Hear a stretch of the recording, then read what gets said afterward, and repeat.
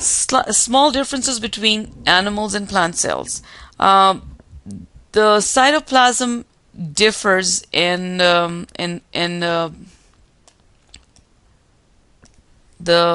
cytoplasmic division is different in plant and animal cells. In plant cells, which we will see in the next image, I'm going to actually show you the animal cells over here. In animal cells, it's almost like taking a balloon and pinching it in the middle.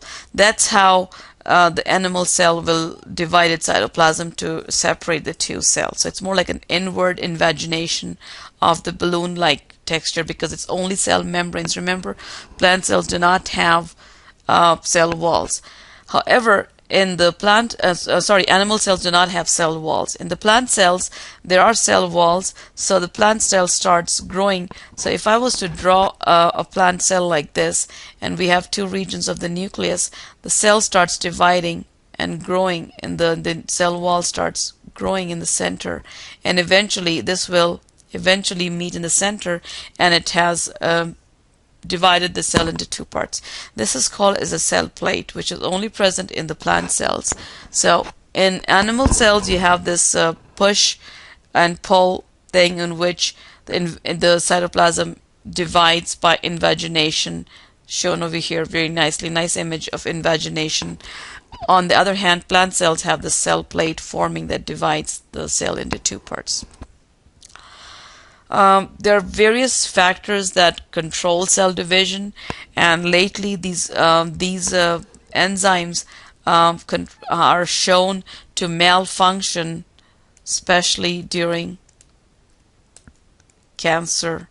Lots of cancer cells keep on dividing because there are certain growth factors that are incorrectly triggered, which gives the cell a message to keep on continuously dividing.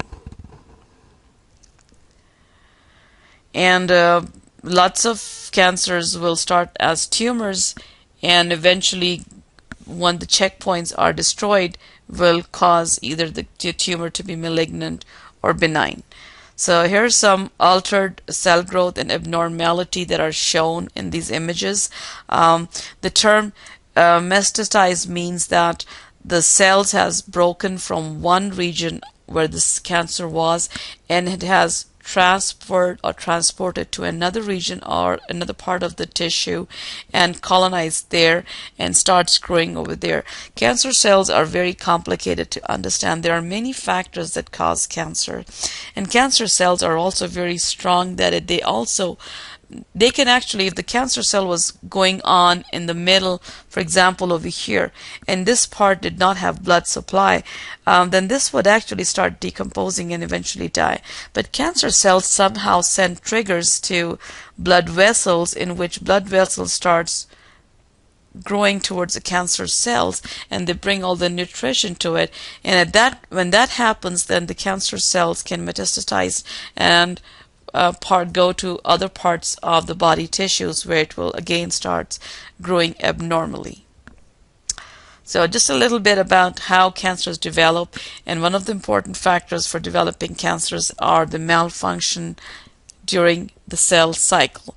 Now during the cell cycle, in all of these phases, G1, S, and G2, there are various triggers that are called as the checkpoints, and when these checkpoints are somehow malfunctioning, the cell can cause malfunctioning of its continuous cell growth.